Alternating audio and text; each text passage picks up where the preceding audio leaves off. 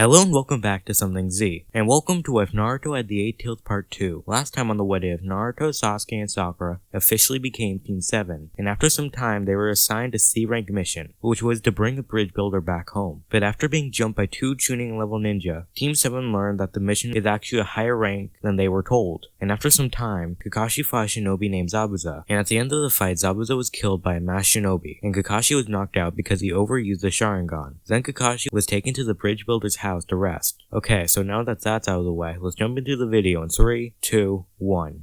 So it's been a week since a fight between Kakashi and Zabuza, and Kakashi still hasn't woken up yet. And when he does, he finds himself in a place that he doesn't recognize. And when the lady in the room notices that he was awake, she pushes him back down, and she tells him he should rest a bit longer, and she told him his team brought him here. And when he heard that he was brought here by the rest of Team 7, he calmed down, and a couple of hours later, Kakashi actually got back up, and he realized that he wasn't able to walk properly without the aid of crutches. And after he finds the 3 genin, he takes them into the woods for training. And when they were far enough, Kakashi told them they will be learning how to walk on vertical walls. And when the genin did it for the first time, Sasuke and Naruto had trouble doing just a couple of steps, but Sakura was able to walk up the tree completely without any problems. And the two continued to try to walk up the tree all day, while Sakura went to the store with the bridge builder. But before she left, she gave Naruto some advice, which actually helped him a bit. And by the end of the night, the two were unable to completely walk up the tree. And when they went back to the bridge builder's house, it was time for dinner. And while they were eating, Team 7 learns about the bridge builder's grandson, Inari, and why he seems so angry and sad all the time, and the fact that he does not believe in heroes, ever since his stepdad died. And when Naruto heard this, he made a promise to himself that he would become a hero, and show Inari that he's wrong. Then Naruto after dinner continued training to walk up the tree, but even though he was motivated from the story, he only lasted a couple of hours before he passed out in the woods. And when he woke up, someone in a pink kimono was above him, and after some talking, Naruto finds out that the person he was talking to was a guy by the name of Haku. And before Haku had to cut the conversation short to collect medical herbs, he tells Naruto that someone is only truly strong when they have something they want to protect. Then Haku leaves, and the second he is out of Naruto's vision, Sasuke appears behind Naruto, and he tells him that they have to continue their training. And this time, by the end of the day, Naruto and Sasuke were able to make it to the top of their trees. So now we skip to the next day, and Sasuke, Sakura, and Kakashi take Tazuna to his bridge to continue work. And they left Naruto since he wouldn't wake up, because he's been using a lot of chalk for the past couple of days. And when Naruto woke up, it was a couple of hours later, and when he was fully awake, he ran to the bridge as fast as he could. But before he got to the bridge, he ran back to Tazuna's house, because on his way to the bridge, he saw cut marks leading back to the way he came, so he ran back. And by the time he got there, Inari was running at 2 thugs with weapons in their hands, and his mom was held hostage behind them. And while this was going on, Zabuza surrounded the bridge with a thick mist, and when he got close, Team 7 was able to see that Zabuza was alive. And when they looked next to him, they saw the masked shinobi that they saw killed him. And when the 2 shinobi got to the bridge, Zabuza and Kakashi fought again, and Sasuke fought the masked shinobi, while Sakura stayed by the bridge builder's side to make sure he doesn't get hurt. So now we jump back to Naruto, and when he saw Inari run at the thugs, keeping his mom hostage, he grew 1 tentacle on both of his sides, and he appeared in between the 3, and before the thugs could react, Naruto shot out ink, and he made 4 ink clones, which tackled the 2 thugs, and when the ink clones tackled them, they exploded, and when they did, the ink covered the thugs, and even got into their eyes, and with them blinded, Naruto was able to defeat them easily. And after Naruto tied them down with some rope he found, he ran to the bridge as fast as he could, and when he got there, he saw the fighting between the 4, and believing that Kakashi could handle fighting Zabuza alone, Naruto ran to Sasuke, who was surrounded by mirrors made out of ice. And seeing Sasuke try to melt the ice and it not being effective, Naruto makes 50 shadow clones, and they all try breaking the ice using their tentacles, but no matter how hard he hits the ice, nothing happens. So Naruto decides that the best way to win is to get Sasuke out of there, so he sends all the shadow clones to help him escape, but no matter how hard they tried to move out of the way, none of them were able to fully dodge the ice needles. So they all got destroyed in a couple of minutes after getting in the dome of mirrors. And with Sasuke unable to move as much, since the Narutos were crowding around him, he got hit by ice needles, but that wasn't enough to make Sasuke fall, so Sasuke continued to fight the ice mirrors. And seeing that he was basically doing nothing, Naruto ran into the dome, and for a couple of minutes the 2 genin tried their hardest to dodge the needles and destroy the mirrors. But after a couple of minutes, Sasuke passes out because he ran low on chakra. But when Naruto saw this, he believed that Sasuke died from his wounds, because the whole time they were in there, the 2 were getting struck with needles. And when Naruto saw Sasuke quote-unquote die, Naruto got angry, more angry than he has before, and he started to subconsciously draw out the 8 tails' chakra to where the seal starts to weaken. And seeing that Naruto is going to avenge a fallen ally. The 8 Tails allows Naruto to take it, and when he drew out the chakra, Naruto covered himself with it. So he's in the first tailed beast form, and he didn't grow anything extra, but right above his tentacles, the chakra in that area started to extend out, and in a matter of a couple of seconds, he made tentacles made out of chakra. And when he was angry, but he was still him, so he was able to think smart, and he used his newfound speed to avoid the ice needles that the masked shinobi began to throw again. But after he saw that Naruto got stronger than he was before, he tried to escape by jumping from mirror to mirror. But when Naruto saw this, he extended the chakra tentacles, and he was able to grab Haku, and he slammed him onto the ground. And after he landed on the ground, the masked shinobi picked himself back up, and he was about to turn and run. But before he could even turn, Naruto rushed at Haku, and he was able to punch him in the face as hard as he could, and that made the masked shinobi get launched a couple of feet through one of the ice mirrors, and that made all the mirrors shatter at once. And before the masked shinobi was able to get back up, Naruto ran to him, and he was about to punch him in the face again. But before the fist hit, the masked shinobi's mask fell off, and it revealed that the masked shinobi that Naruto was fighting was the person he met earlier, Haku. And when Naruto saw Haku's face, he stopped, and he reverted to his normal self. It's then that the two talk about Zabuza, and why he means the world to Haku. And at the end of the story, Haku asks if he's going to finish what he started. Naruto then grabbed a kunai from his bag, and he went to stab Haku. But before the blade hit him, Haku blocked the blade. Then he said that he can't die to him, and in a blink of an eye, Haku disappears. And saying that Haku disappeared, Naruto tries to look for where Haku went, and eventually he finds him standing in between Kakashi and Zabuza, with Kakashi's hand through Haku's chest. And it was easy to tell from the amount of blood that he was dead. And when Haku's body hit the ground, the two continued to fight, and after a couple of minutes, Kakashi was able to restrain Zabuza, and he was able to break both of his arms, making Zabuza unable to wield his sword. And after a couple of minutes, a group of people started to walk up to the group, and the person that was at the front of the group told them his name was Gato. Then he told Zabuza that he was fired because he failed such a simple mission. Then when he saw Haku's body, he walked up to it and he kicked it. And when Naruto saw this, he was angry, not just because Gato kicked Haku's corpse, but the fact that when he did it, Zabuza did not react at all. So he started to yell at Zabuza, asking him if Haku meant anything to him, and he told him that he meant the world to Haku. And by the end of the speech, Zabuza began to cry, and he asked Kakashi for a kunai, which Kakashi agreed to. So he put a kunai in Zabuza's mouth, and when it was secured, Zabuza ran at the group of goons, and he began to slash at them, killing some of them. But while he was attacking he got stabbed and slashed multiple times. But even with all of these injuries, Zabuza kept going, and eventually he was able to make it to the end of the bridge, and that's where Gato was, and he was able to attack him multiple times. And when Gato got hit, he started to fall, so he fell off the bridge and he fell into the water below. And while Zabuza was attacking the goons, the mist Zabuza made disappeared. And when it was mostly dissipated, Sakura finally saw Sasuke's unconscious body, so she and Tazuna ran to him to make sure he was okay. And after a couple of minutes, he began to wake up. So we now jump back to Zabuza, and after Gato's body fell into the water, Zabuza walked away from the group, and he began to slowly die. And saying that he was weakened, the goons were going to attack him again. But before they could move, they saw another group of people start to walk onto the bridge. And when they looked closely, they saw that Inari was at the front of the group, and he was leading the villagers of the town. And when the goons saw them, they got scared and they ran away. So after they were gone, Zabuza was on the ground, and he was about to die. And as his final wish, Zabuza asked Kakashi if he could bring him to Haku, which Kakashi agreed to. And shortly after he was placed next to Haku, he died. And since the person that was after Tazuna was dead, the mission was over, and it was considered a success. So after Sasuke got healed and had time to rest, Team 7 returned back to the Hidden Leaf. And after burying Zabuza and Haku, Naruto developed his ninja way. So now we skip to the first day back after the mission, and on his way to the leaf, Naruto got told by the 8 Tails that the seal on him had gotten weaker, since he was having intense emotions. So now Naruto can use the first tail of beast form with 2 tails for about half an hour, then he has to wait for 2 hours until he can use it again. So now we skip a couple of days, and the third Hokage called all the team leaders to his office, and he asked them if he believes their genin could take on the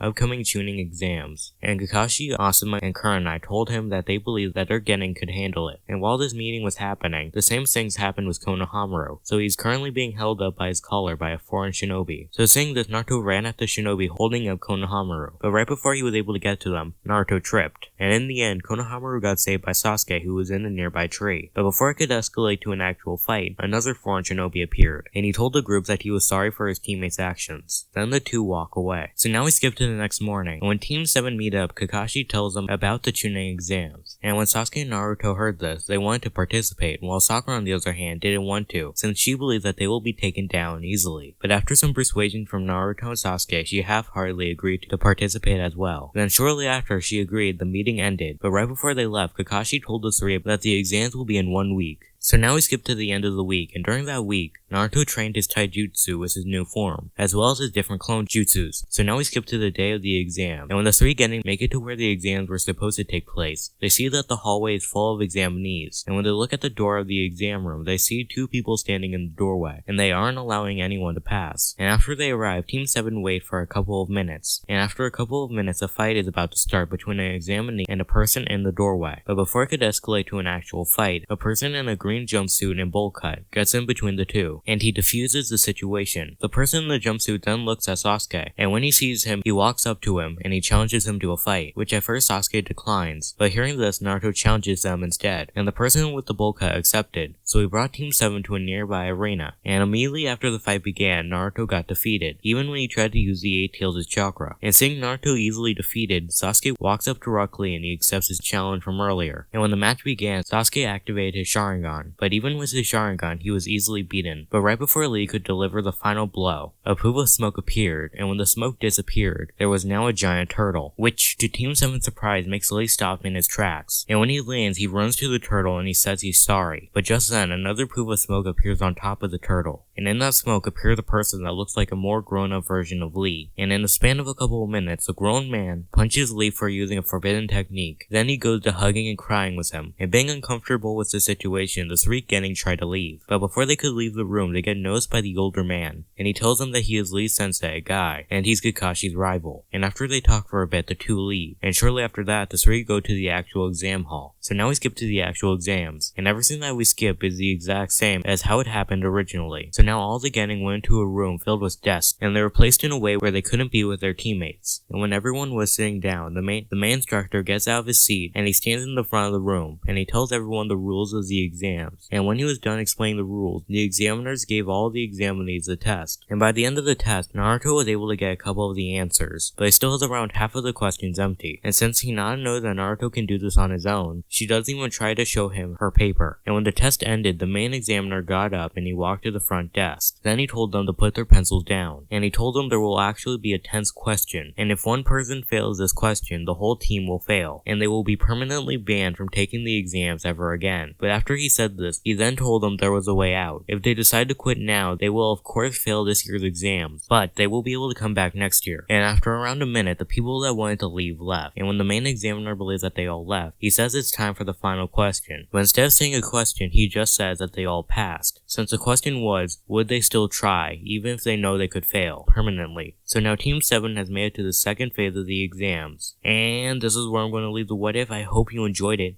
and I hope to see you next time on Something Z.